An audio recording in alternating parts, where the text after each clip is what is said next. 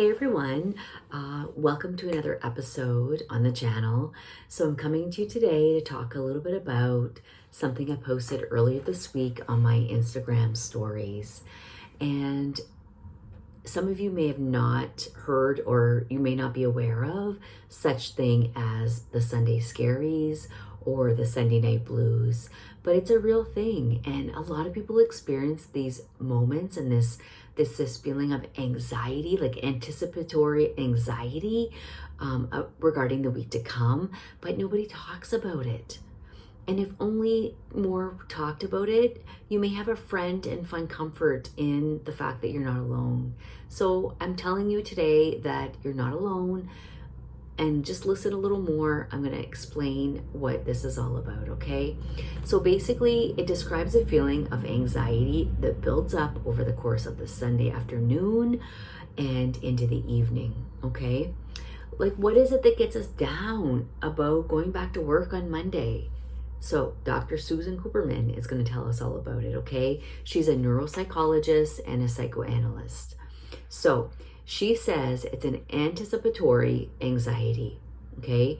It's an anticipation of what comes that puts people in fight or flight mode. So what's going to come this week, So like, it's no secret. Work is one of the major stressors of anxiety, okay? It's what causes anxiety in us is work.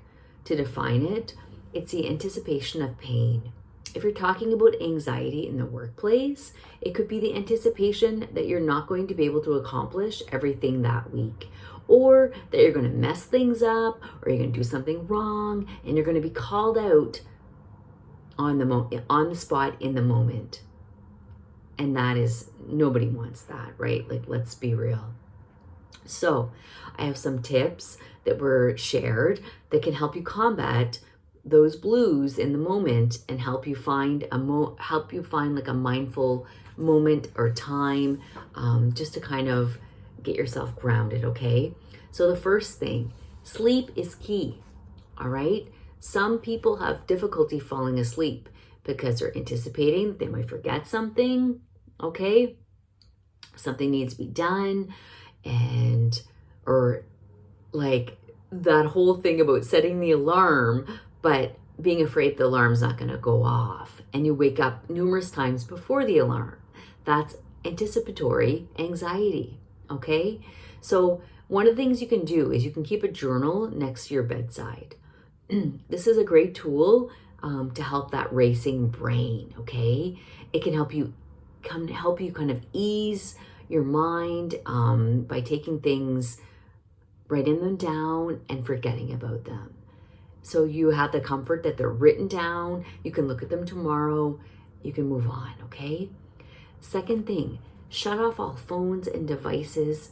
Smartphones and the accessibility to the outside world can be something that contributes to the expectation of people having to be available 24/7, okay? So on the weekend or when you're off, shut that stuff off. Take your time, relax, take a break, okay?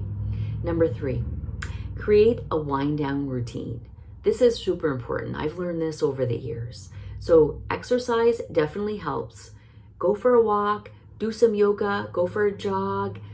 Anything you do that is exercise, it's going to get the heart rate up, and you're being mindful of your breath is going to help, okay? Number 4, find a friend or two at the office.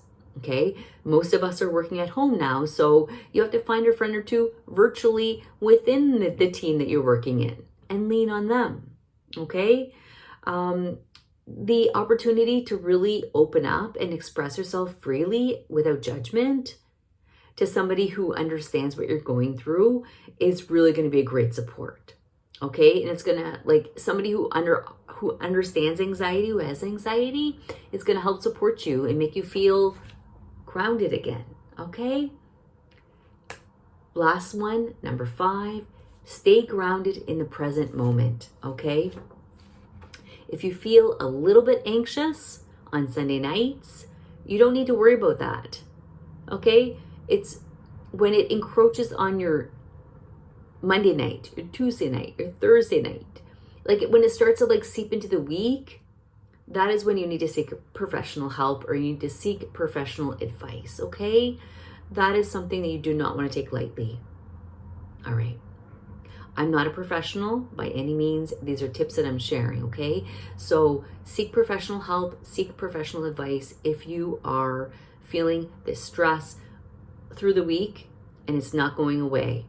You deserve that time. You deserve that attention. You take care of yourself, okay? Some things you can do to stay in the moment is be mindful of your breath. Close your eyes, take a minute, take two, take a couple minutes, whatever you can handle, and just breathe in, hold it, and breathe out. Breathe in through the nose, breathe out through the mouth. Do that for a minute, do that for a couple minutes. That is going to help bring you back to the moment. When you're breathing and you're focusing on your breath and your heartbeat, you can't be thinking about anxiety and things going on in your life because you're too concentrated on this exact moment of breath and heartbeat. Okay? Meditation. Does that scare you, that word?